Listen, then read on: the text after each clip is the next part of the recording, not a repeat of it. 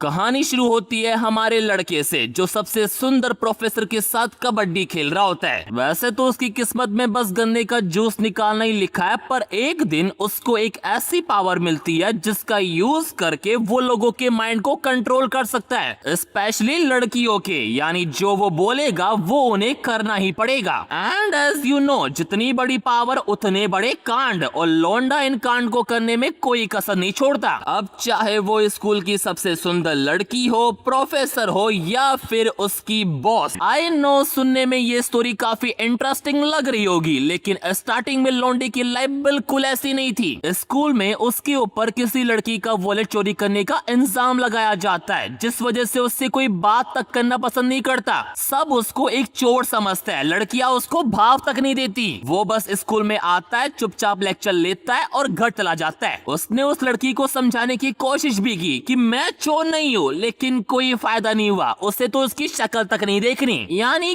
कह सकते हैं आफ्टर दैट इंसिडेंट लौंडे की लाइफ झंड हो गई थी। वेल, ऐसे ही वो एक दिन अपने घर पर बैठा लोगों की ऑनलाइन पोस्ट पढ़ रहा होता है, जहाँ एक बंदे की हिप्नोसिस वाली पोस्ट देखकर चोई सोचता है कि काश उसके पास भी ऐसी पावर होती ताकि वो स्कूल की सभी लड़कियों से अपना रिवेंज ले पाता, खासकर उस वॉलेट वाली लड़की से। एंड किस्मत तो देखो इसकी, तभी उसके फोन पर एक मैसेज आता है हिप्नोसिस ऐप के थ्रू कि उसे इनवाइट किया गया है और ये रही डाउनलोड और मैनुअल लिंक। चोई देखता है फ्री ट्रायल तो है ही, तो एक बार मैनुअल देखने में क्या ही जा रहा है। मैनुअल काफी सिंपल सा है। First, start the application and press hypnotize. Second, जिसे हिप्नोटाइज करना है उसे 3 सेकंड तक कैंडल देखने को कहो। जितना ज्यादा उनका फोकस होगा उतनी ही हाई उनकी प्रोबेबिलिटी ऑफ हिप्नोसिस होगी। लास्ट है, ये फ्री ट्रायल केवल एक ही पार्टिसिपेंट पर काम करेगा और साथ ही उसका डिजायर डिपेंड करेगा उसके हिप्नोसिस लेवल पर। इन द एंड एक वार्निंग भी है कि nonsensical desires are dangerous. Then उसके अगले दिन जब वो स्कूल होता है, उसके दिमाग में वही ऐप चल रहा होता है कि मुझे इसे ट्राई करना चाहिए या नहीं, क्योंकि कोई उससे बात तक नहीं करता तो कोई उसके कहने पर फोन को क्यों देखेगा। वो ये सब सोच ही रहा होता है, तभी वो एक लड़की से टकरा जाता है जो कि कोई और नहीं, प्रोफेसर ही होती है। वैसे तो ये एक टीचर असिस्टेंट है, पर उससे भी प्रोफेसर ही कहते हैं। वो इसके लिए उससे माफी मांगता है, पर लड़की भाड़ में जा, वो उसे सुने बिना ही वहाँ से चली जाती है। ये देखकर चोई को आता है गुस्सा, तो वो उसके पास जाता है, अपना फोन निकालता है और उसे वो कैंडल दिखा देता है। एंड जैसे ही 3 सेकंड पूरे होते हैं, चोई के सामने एक विंडो पॉपअप होती है जिस पर लिखा होता है person Lee Dahye is under a very strong hypnosis, तो control the person how you want. Choi इससे पहले कुछ करता, वहाँ पर एक और स्टूडेंट आ जाता है, तो ये साला क्या करता है, उसे ड्रिंक की बोलकर अपने घर ले आता है। एंड नाउ आज लौंडा एक सच्चा मर्द बनेगा। वो सबसे पहले उसे शर्ट उतारने को कहता है and she do it, but वो जैसी उसके संतरे दबाने जाता है, दाहे चिल्ला ही पड़ती है। तब सिस्टम उसे बताता है कि वो रसिस तो कर सकती है, लेकिन वो मूव नहीं कर सकती। उसकी पूरी बॉडी में से बस उसका फेस ही मूव करेगा। चोई ये देखता है एंड ही सेज चलो तो फिर शुरू किया जाए। वो उसे इस बार पूरे कपड़े उतारने को बोलता है and again she do it. Dahye को कुछ भी समझ में नहीं आ रहा कि वो एक लूजर की बात कैसे मान रही है। Why is her body reacting on its own? अब इसे जाकर कोई बताओ कि लौंडे ने इसके ऊपर वशीकरण कर दिया है, वो भी मॉडर्न टेक्नोलॉजी से बढ़िया।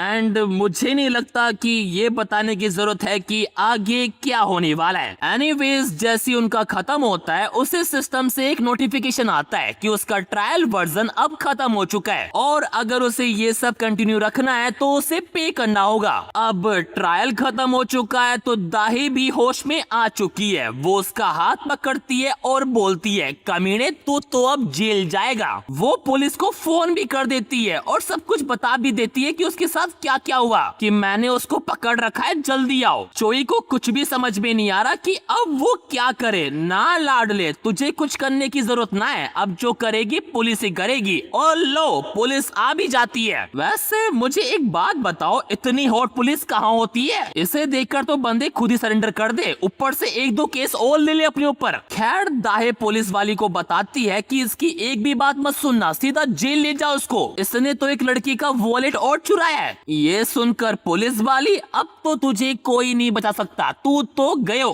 चोई इन सब के लिए सॉरी भी मांगता है और कैसे ना कैसे करके पटाकर बाथरूम आ जाता है। उसके दिमाग में कुछ भी नहीं आ रहा कि वो कैसे इन सब से बाहर निकले। तभी उसे वो नोटिफिकेशन याद आता है। वो सोचता है कि अगर वो ऐप का सब्सक्रिप्शन ले लेगा तो शायद सब कुछ ठीक हो जाएगा। एंड एज ही एक्सपेक्टेड, पे करते ही दाहे का हिप्नोसिस फिर से रिएक्टिवेट हो जाता है, जिससे देखकर उसे थोड़ी राहत मिलती है। वो बाहर जाता है जहाँ पुलिस वाली चलो, लेकिन चोई अरे रुको, ये सब तो एक रोल प्ले था, हम तो एक्टिंग कर रहे थे, अगर यकीन नहीं तो दाहे से पूछ लो। एंड दाहे जी हाँ, मेरा बॉयफ्रेंड सच बोल रहा है, हम एक्टिंग कर रहे थे, सॉरी आपको हमारी वजह से परेशानी हुई। अब ऐसी सिचुएशन में एक पुलिस वाली भी क्या ही कर सकती है, तो वो उन्हें वार्निंग देकर वहां से चली जाती है। And all sort out. Then system कुछ इंफॉर्मेशन देता है कि हिप्नोसिस तब भी एक्टिवेट होगा जब पर्सन अपनी डे टू डे लाइफ में बिजी होगा, और अगर इसे टेम्पररीली डीएक्टिवेट करना है तो या तो वो कैंसिल स्किल का यूज कर सकता है या फिर प्लान एक्सपायर होने पर ऑटोमेटिक हो ही जाएगा। चोई ये सब कुछ देखता है और फिर दाहे को देखता है कि क्यों ना एक और राउंड हो ही जाए। बट वो जैसे ही उसे टच करता है, सिस्टम उसे एक वार्निंग देता है कि risk level is close to 100 और अगर वो इससे ज्यादा बढ़ा तो हिप्नोसिस ब्रेक हो सकता है। चोई देखता है ये सब क्या बसंत खराबा है, सिर्फ छूने से ये सब कुछ हो गया, अभी तो मैं उसके साथ कबड्डी मैच खेल कर आया हूं तब तो कुछ भी नहीं हुआ। सिस्टम उसे बताता है कि बेटे वो तो ट्रायल पीरियड था, अब दाहे का हिप्नोसिस लेवल 5 से 1 पर आ गया है और अगर तुझे इसका लेवल बढ़ाना है तो तुझे कुछ सर्टेन कंडीशन को पूरा करना होगा। ये सब देखकर चोई को कुछ भी पल्ले नहीं पड़ता, वो कुछ कर भी नहीं सकता, तो वो दाहे को भेज देता है कि तू जा। एंड अब पलंग पर लेट कर वो उसी के बारे में सोच रहा है कि यार 4 लाख वॉन खर्च किए तो कुछ तो फायदा होना चाहिए। वो ऐप के अंदर कैरेक्टर की स्टेटस विंडो खोलता है जहां दाहे की वीकनेस के साथ साथ एक हेल्प बटन भी होता है। चोई उस हेल्प बटन पर टैप करता है और उससे पूछता है कि वो कैसे हिप्नोसिस का लेवल बढ़ा सकता है। सिस्टम उसे बताता है कि ये सब एक सजेशन के बेस पर आगे बढ़ेगा, जैसे जैसे स्पेसिफाई कमांड्स पूरी होती जाएगी उसका लेवल बढ़ता जाएगा। एंड जब वो एक हायर लेवल पर पहुंच जाएगा तो वो टारगेट की सोचने की शक्ति को भी खत्म कर सकता है। यानी इन शॉर्ट फिर तो लड़की के पास कोई दूसरा ऑप्शन होगा ही नहीं, जो वो बोलेगा उसे करना ही पड़ेगा। चोई ये सब कुछ देखता है एंड कि अब आएगा ना मजा, पर इससे पहले उसे ऐप की पेमेंट करने के लिए एक पार्ट टाइम जॉब चाहिए, तो वो ऑनलाइन देखता है और उसे एक जॉब मिल भी जाती है कैफे के अंदर। देन सुबह होते ही वो कैफे पहुंच भी जाता है। वहाँ वो एक मैनेजर से मिलता है जो सच में कमाल ही होती है। उसका नाम है ली सो उन एंड शी वाज मैरिड। वो चोई का रिज्यूमे चेक करती है एंड सेज अभी से काम शुरू कर दो, बढ़िया, लो भाई मिल गया लौंडे को काम। बट स्टिल ये उसका पहला दिन है तो वो काफी गलतियां भी करता है, लेकिन मैनेजर काफी स्मार्ट है तो वो समझती है कि पहले दिन ये सब कुछ होता है, तो वो उसको मोटिवेट करती है कि हो जाएगा, मैं बता रहा हूँ इससे चेप होने की जरूरत बिल्कुल ना है वरना कुछ और ही हो जाएगा। एनीवेज उसके अगले दिन चोई और ये बाकी 3 लोग एक मीटिंग करते हैं किसी असाइनमेंट को लेकर कि किस किस को कौन सा काम मिलेगा। पर ये लड़की जिसका नाम दाजोंग है और ये लड़का जब से आए चोई की बेइज्जती करे जा रहे, इसको चोई के देखने से प्रॉब्लम है और इसको उसके यहाँ होने से। एंड इन द एंड वो दोनों खुद तो रिसर्च का काम ले लेते हैं और चोई को बोल देते हैं पीपीटी बनाने के लिए। चोई भी गुस्से में आकर मान जाता है और वहां से चला जाता है। चोई को इतना गुस्सा आ रहा है ना उस लड़की पर, आई बैट वो उसकी एकदम गंदी वाली हालत करके छोड़ेगा। खैर वो उसके बारे में सोच ही रहा होता है तभी वो देखता है सामने से तो दाहे आ रही है। बेचारी दाहे जैसी उसको देखती है उसकी सिट्टी पिट्टी गुलूद आती है। चोई भी समझ जाता है ये पक्का नर्वस हो रही है, तो वो उससे पीपीटी के बारे में पूछता है कि क्या उसको बनानी आती है क्योंकि उसे नहीं आती। वेल अब दाहे एक टीचर असिस्टेंट है तो ये उसका काम है तो वो उसको सिखाती है, पर किसने कहा यहाँ वो सीखने आया है, वो तो कुछ और ही करने आया है, जैसे कि उसके संतरे दबाने। बट वो जैसे ये करता है दाहे ये करती है कि क्या कर रहा है साले। ये देखकर चोई समझ जाता है कि उसको किसी का टच करना पसंद नहीं है, तो फिर वो अपना तरीका तरीका चेंज करता है। अब वो उससे रिक्वेस्ट करता है कि क्या मैं आपको छू सकता हूँ, मैं तो आपके काफी क्लोज हूँ ना। देखा, गलत करो पर रेस्पेक्ट के साथ। What A thought of process. Anyways वो ये कमांड उसे ऐसे ही नहीं दे रहा, उसने इसके पीछे पापड़ भी बेल ले। पहले उसने हैंडशेक से शुरुआत की, फिर धीरे धीरे उसे ड्रिंक पर ले गया, जहाँ माइंड गेम खेलकर वो उसके काफी करीब आ गया, कुछ ज्यादा ही। एंड नाउ अब जब वो मोमेंट आ गया है जहाँ दाहे को उससे कोई भी प्रॉब्लम नहीं है, तो वो उसे कमांड देता है कि I love you and you love me, इसलिए चाहे कुछ भी हो जाए तुम मेरी हर एक रिक्वेस्ट और कमांड का पालन करोगी। वो जैसे ये बोलता है, दाहे के ऊपर स्टेज 3 परफेक्ट हिप्नोसिस अप्लाई हो जाता है, यानी अब वो कुछ भी नहीं कर सकती, जो करेगा वो चोई ही करेगा। एंड आई डोंट नो ये बताने की जरूरत है कि कैसे।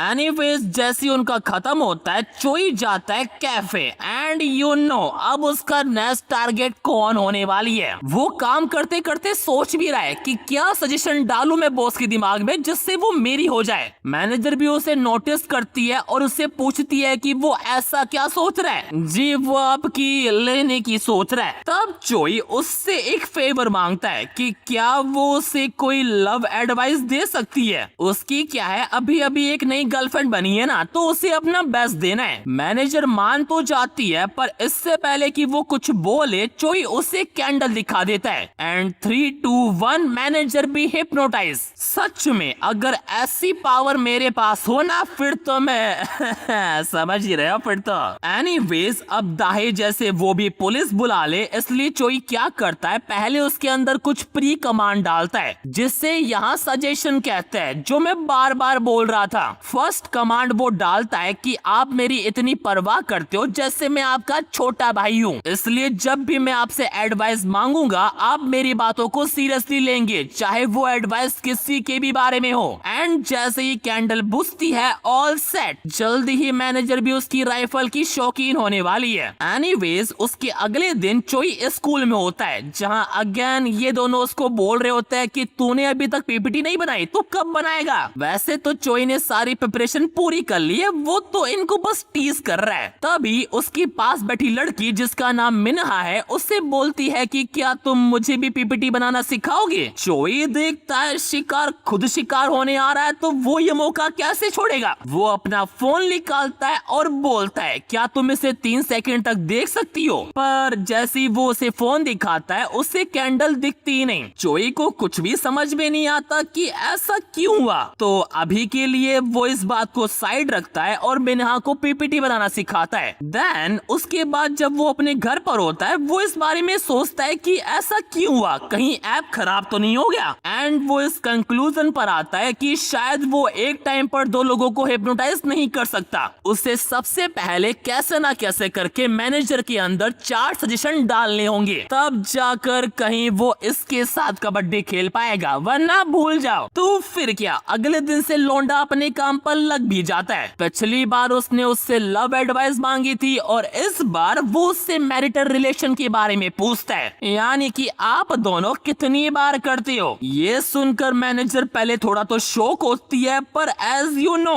चोई ने पहले ही सजेशन डाल रखा है, तो वो जो पूछेगा उसे बताना ही पड़ेगा। तो सी सेज हम हर रोज करते हैं। चोई को बिल्कुल भी नहीं लगा था कि वो इतना कैजुअली आंसर करेगी, तो वो एक कदम और आगे जाता है। वो उसे अगेन कैंडल दिखाता है और उसे दूसरा सजेशन देता है कि एज ए यंगर सिबलिंग अब से मैं तुम्हारे साथ कैसा भी प्रैंक कर सकता हूँ, कैसा भी मजाक कर सकता हूँ, तुम्हें बस स्माइल करनी है, चाहे मैं तुम्हें फिजिकली टच ही क्यों ना करूँ। अबे साले, इसे प्रैंक नहीं बोलते, इसे बदतमीजी बोलते हैं। खैर अब नया सजेशन दिया है तो उसे टेस्ट करना तो बनता है ना। तो चोई उसे बोलता है मैं काफी मेहनत कर रहा हूँ, मुझे रिवॉर्ड चाहिए, और उसे हग ही कर लेता है। देख रहा है विनोद, जलन हो रही है ना, होनी भी चाहिए क्योंकि चीज ही ऐसी है, लेकिन किस्मत के आगे कोई क्या ही कर सकता है। एनीवेज वैसे तो ये काम चाटे खाने वाले है, पर उसने सजेशन डाल रखा है तो वो उसे एक मजाक समझकर टाल देती है। मैडम मैं बता रहा हूँ ये मजाक करते करते आपको प्रेग्नेंट भी कर देगा, पता भी नहीं पड़ेगा। खैर उसके बाद कुछ दिनों तक वो ऐसे ही मजाक करके मैनेजर को टीज करता रहता है। कभी वो फीवर का बहाना बनाकर उसे छूता है, तो कभी उसकी हेल्प करने के बहाने उसकी मजे लेता है।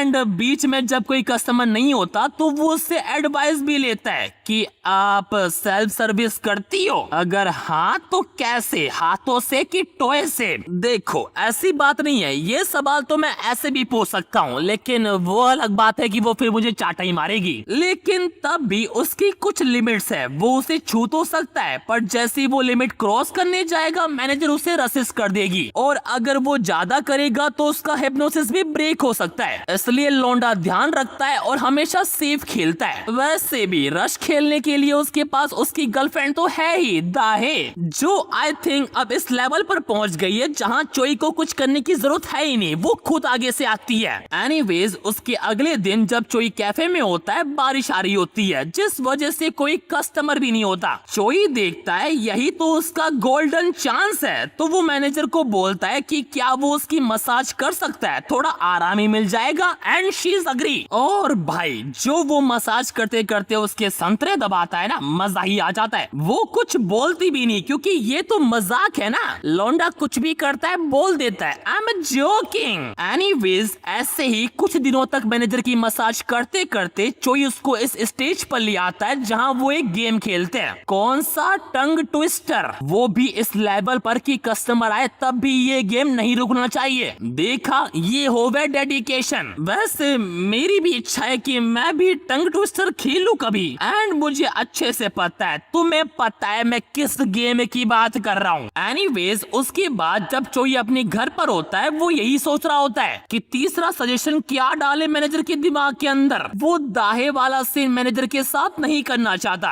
ही वांट कि वो दोनों सिबलिंग रहे और जब भी उसका मन हो वो रेडी हो जाए। सच में व्हाट ए फ्यूचर प्लानिंग। खैर अगले दिन वो स्कूल जाता है जहां अगेन इनकी ग्रुप मीटिंग होती है, और इस बार चोई उन दोनों पुलिस को बोल रहा होता है कि तुमने अभी तक अपना काम क्यों नहीं किया, एंड वो अरे कर देंगे, डेडलाइन अभी थोड़ी आ रही है। चोई उन्हें बोलता है मुझे लग रहा है तुम्हारा करने का मूड ही नहीं है, जिसे सुनकर ये दोनों गुस्सा हो जाते हैं और वहां से चले जाते हैं, ये बोलकर कि ये साला चोर आज कुछ ज्यादा ही नहीं बोल रहा। चोई को ये सुनते ही गुस्सा आता है, वो जाता है और उसे एक मुक्का देकर मारता है कि साले तेरी हिम्मत कैसी हुई ये बोलने की। हाँ वो अलग बात है कि इन द एंड वही पिट जाता है, पर उन्हें इन सब से कोई फर्क भी नहीं पड़ता। अभी उसका पूरा फोकस मैनेजर पर है। जैसे ही एक बार मैनेजर फ्री हुई, आई बैट लोंडा इनको फ्री कर देगा। देन फिर वो कैफे जाता है जहां उसकी हालत देखकर मैनेजर क्या हुई, तुम्हें किसने पीट दिया। चोई उसको सब कुछ बताता है और फिर वो उसे दवाई लगाती है कि आजकल के बच्चे भी ना जब देखो लड़ाई करते रहते हैं। पर चोई का ध्यान उसकी बातों पर नहीं होता, वो साला उसके संतरे दबा देता है कि हाँ आप सही बोल रहे हो, सही बोल रहे हो आप। अबे हरामी, सिचुएशन तो देखा कर क्या चल रही है क्या नहीं। खैर उसके बाद कैफे बंद करके वो दोनों साथ में बैठकर ड्रिंक करते हैं, जहाँ चोई उसके साथ अभी तक पूरे सेमेस्टर जो कुछ भी हुआ वो सब कुछ बताता है, चोरी का इंजाम लगने से लेकर उनकी असाइनमेंट की धज्जियां उड़ने तक। मैनेजर बोलती है अरे छोड़ ना, ये सब पास की बात है, तू बस पी। उसको बोलते बोलते वो खुद ही ज्यादा पी लेती है, इतनी कि उसको सतुरे नहीं होते। चोई देखता है ये मौका तो मैं बिल्कुल भी नहीं छोड़ने वाला, तो ही जस्ट किस हर, वो भी क्या बोलकर, अरे ये तो मजाक है। हाँ मजाक ही है हमारे साथ। मैनेजर उसे बोलती भी है कि चाहे ये मजाक ही क्यों ना हो, ये सब वो उसकी परमिशन के बिना नहीं कर सकता। वो उसे आगे भी बोलती, पर इतने में चोई उसको कैंडल दिखा देता है और वो हिप्नोटाइज। एंड अब बारी है तीसरे सजेशन की। वो पहले उससे नॉर्मल क्वेश्चन पूछता है जैसे कि हाइट, साइज, और फिर उसे बोलता है कि तुम्हारे लिए मैं तुम्हारा सबसे करीबी सिबलिंग हूँ, इसलिए तुम मेरी हर एक एडवाइस और जोक को एक्सेप्ट करती हो विदाउट एनी हेजिटेशन। यहाँ तक कि किस और कबड्डी मैच भी हमारे लिए एक जोक ही है, और ये सीक्रेट वो कभी किसी को नहीं बताएगी। देन जैसी कैंडल बुझती है हमारी जिंदगी में अंधेरा छा जाता है और उसकी जिंदगी में रोशनी। और मुझे नहीं लगता ये बताने की जरूरत है कि आगे उनके बीच क्या होने वाला है। वेल इसी के साथ हमारा ये पार्ट यहीं पर खत्म होता है। अगर जानना कि कहानी में आगे क्या होगा तो सब्सक्राइब कर लेना।